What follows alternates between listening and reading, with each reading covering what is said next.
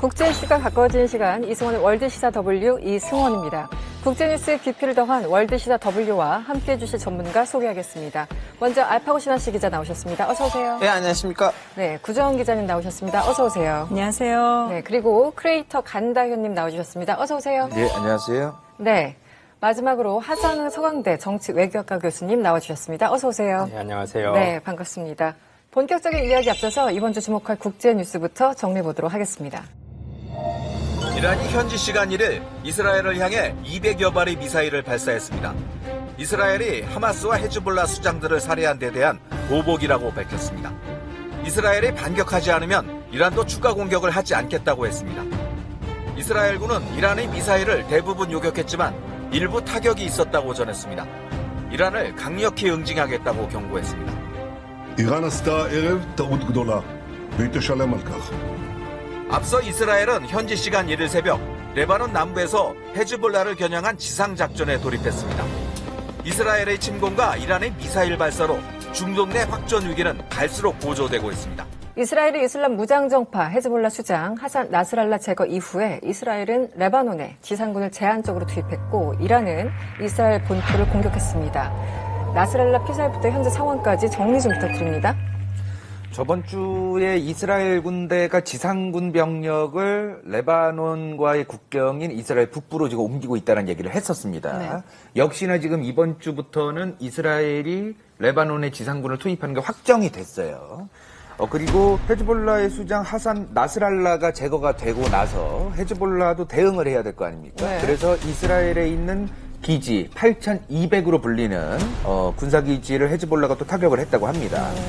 지금 하산 나스랄라를 포함해서 헤즈볼라의 지도부가 20명 정도 제거가 되면서 예멘의 후티 반군까지도 이스라엘 공격하고 이란도 이스라엘을 공격하고 사실상 이제 뭐 5차 중동전쟁이라고 얘기를 하는 게 좀 과장이 아니라는 느낌까지 들 정도로 굉장히 네. 전쟁이 확산되고 있는 그런 상황입니다. 네, 5차 중동전쟁에 이미 진입한 것이라고 평가하시는 분들도 있더라고요. 네. 일단은 우리는 좀 약간 이 흐름을 애초부터 알아야지 이런 얘기들을 할 수가 있는데 이스라엘에 항상 알고 있어서 언젠가 걔네들을 이렇게 제거를 해야 돼.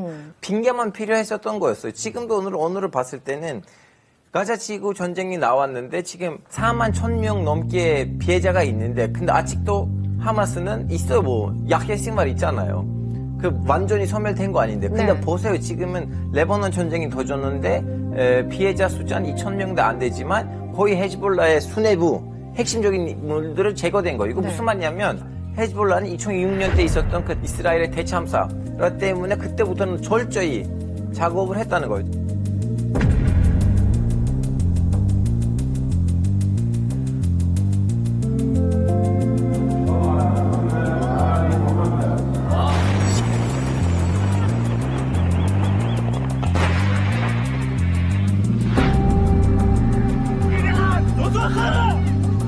بعد مناقشات مستفيضة.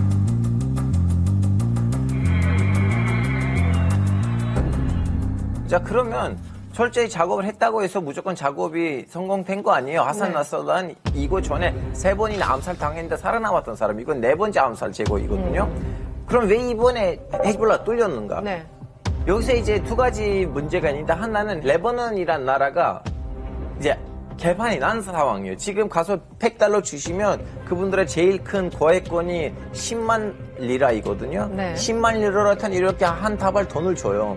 그런 식의 나라 경쟁이 너무 바탕 났기 때문에 사람 매수하기 너무 쉽고 그러니까 제일 결정적인 문제가 뭐냐면 헤즈볼라는 자기 조직 문화, 조직 구도가 시리아 내전 때 깨졌어요. 그전에는 헤즈볼라는 너무나 새로운 사람을 받을 때는 철저히 그 교육이라든가 아니면 그 프로세스를 실행하고 있었다가 시리아 내전 때는 이제 알카이다나 아니면 IS랑 같이 싸우려고 하다 보니까 그 네. 사람들 상대로 그때 그 헤즈볼라의 그 단단함, 그 까다로움이 풀린 거예요.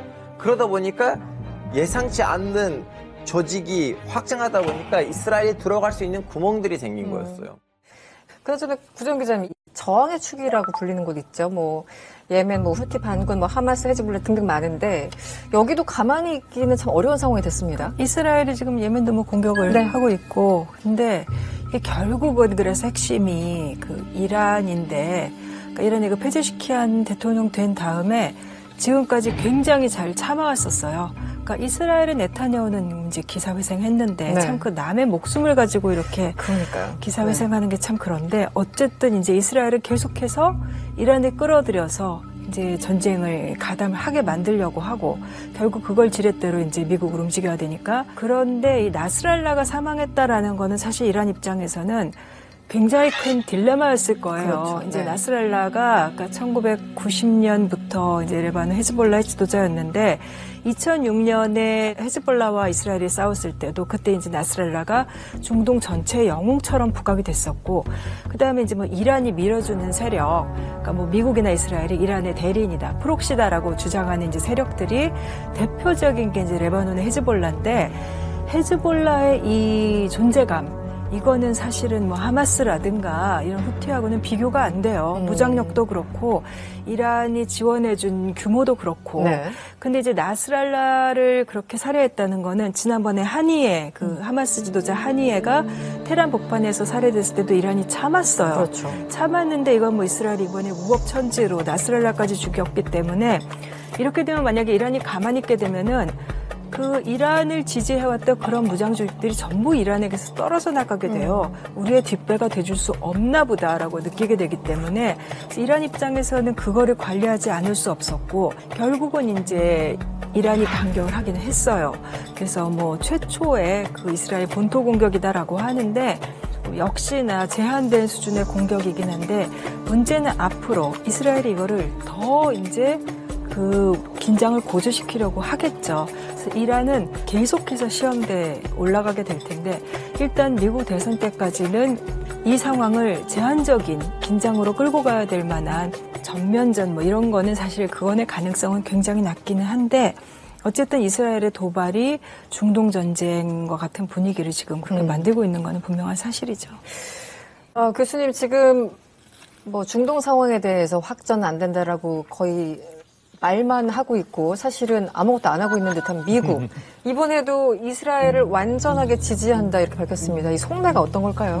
아무래도 한 달도 채 안 남은 미국 대통령 선거 때문이라고 보시는 게 맞을 것 같습니다. 그래서 선거 관련해서 지금 생각해야 될 것도 많고 네. 선거 운동도 지금 열심히 총력전으로 치러야 되는 상황에서 지금 밖에서 이런 문제가 생긴 건데요. 네. 이제 미국 일반 국민들은 뭐 이스라엘에서 무슨 일이 벌어지건 뭐 중동에서 무슨 일이 벌어지건 사실 선거에 임하는 일반 유권자들은 관심이 없다고 보시면 되기 때문에 미국 정부 지금 바이든 행정부의 반응은 원칙적인 반응 선에서는 네. 그치는 거고 네. 뭐 그보다 더 구체적으로 갈 이유도 없고 구체적으로 다 들어간다고 해서 또 선거에 도움이 되는 것도 아니고 그런 상황이기 때문에 그게 이제 역으로 지금 판을 흔들고 있는 네타냐후 같은 경우에는 도움이 되는 상황이라는 거죠. 네. 그러니까 아무리 많이 흔들어도 지금 미국이 적극적으로 움직이진 않을 거다. 적극적으로 개입하진 않을 거다. 그래서 그 주어진 시간 내에서 네타냐후 이스라엘은 이제 최대한 자기들이 생각했던 그런 목표들을 달성하는 그런 방향으로 지금 진행이 되지 않을까 생각해 봅니다. 네. 지금 중동이 일종의 네타냐후 총리의 놀이터가 된 듯한 느낌이 드는데요. 정말 참혹합니다. 중동 상황 관련해서 저희들이 소식 들어온 대로 발빠르게 전달해 드리도록 하겠습니다.